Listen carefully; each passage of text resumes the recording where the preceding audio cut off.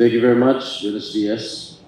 Good morning, ladies and gentlemen, esteemed colleagues of the Asia-Pacific Parliamentary Forum. I stand before you today with a profound sense of responsibility and a shared commitment to addressing the critical challenges that confront our region. A man of letters who goes by the name of Albert Einstein once said that peace cannot be kept by force. It can be achieved by understanding. And I couldn't agree more. As representatives of the Asia-Pacific Parliamentary Forum, we bear the weighty task of fostering cooperation, dialogue, and concerted action to promote regional peace and stability. The Asia-Pacific region, with its diverse cultures, histories, and economic landscapes, stands at a crucial juncture in history. The complex geopolitical dynamics and emerging global challenges necessitate a united and resolute response from our nations. This annual gathering is a testament to the power of dialogue and collaboration, and it is within this spirit that I wish that the Asia-Pacific Parliamentary Forum addresses a matter of grave concern that requires our collective attention. As representatives of our respective governments, it is incumbent upon us to raise serious concerns over recent developments in the West Philippine Sea, which refers to parts of the South China Sea over which the Philippines has sovereign rights and jurisdictions, as they have the potential to undermine the peace and stability that our nations have collectively worked towards over the years. It is in our purview as representatives of the people to address this issue with utmost diplomatic care and urgency. Let us be clear, the concerns we express are not intended to assign blame or take sides. Instead, they reflect our shared commitment to upholding a rules-based international order. It is through these rules that we can navigate the complexities of competing claims and interests in a manner that fosters understanding and preserves regional stability. Today, I present a call to action to harness our collective strength, wisdom, and diplomatic acumen in working collaboratively for the greater good of over 4.6 billion people in our region. First and foremost, let us acknowledge the significance of dialogue and diplomacy in resolving conflicts and mitigating tensions. The Asia-Pacific region has had its fair share of historical disputes and territorial conflicts.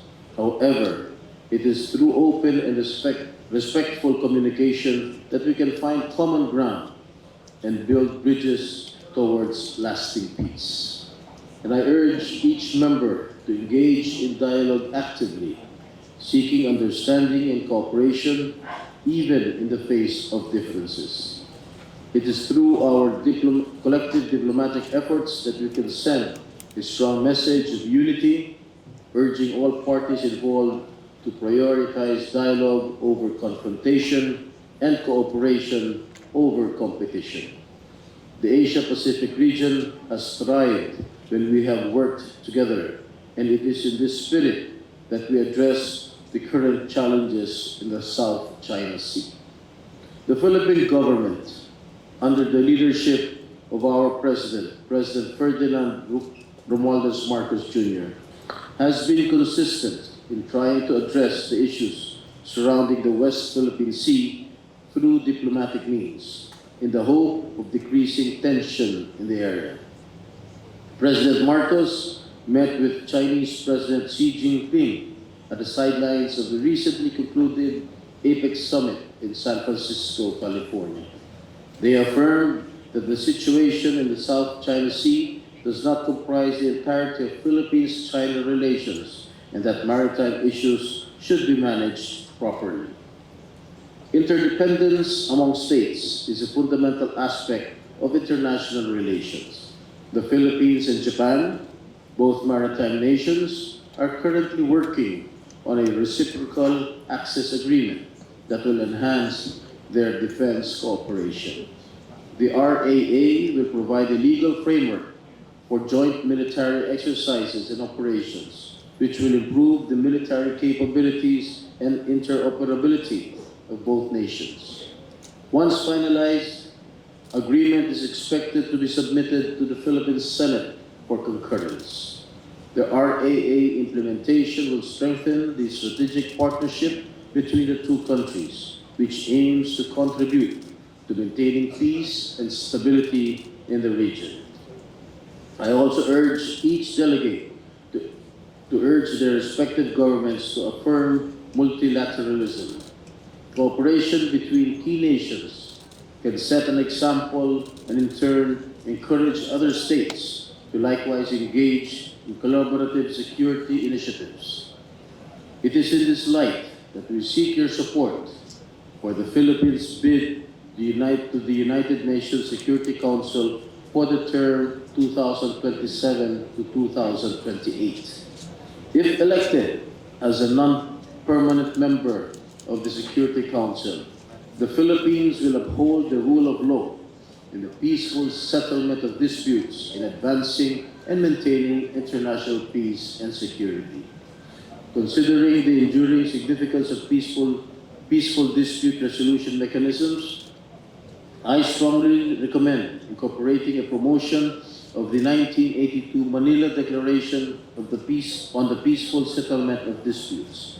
This historic declaration, endorsed by the international community, encapsulates principles that are vital in maintaining harmonious relations between nations. The 1982 Manila Declaration underscores the importance of resolving disputes through peaceful means such as negotiation, mediation, and arbitration.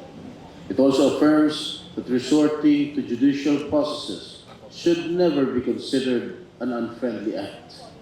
By highlighting the principles enshrined in this declaration, we can reaffirm our collective dedication to fostering international cooperation, preventing conflicts, and upholding the rule of law. The Asia-Pacific Parliamentary Forum has the potential to drive positive change in our region.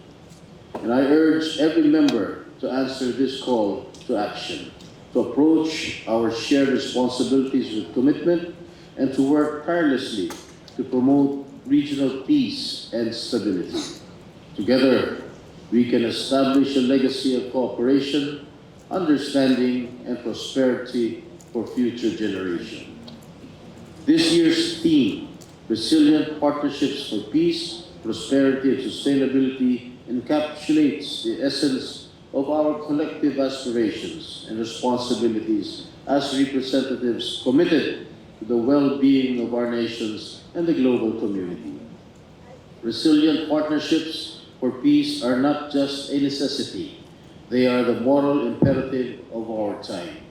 Let us choose dialogue rather than conflict, cooperation instead of force or intimidation, and unity over division.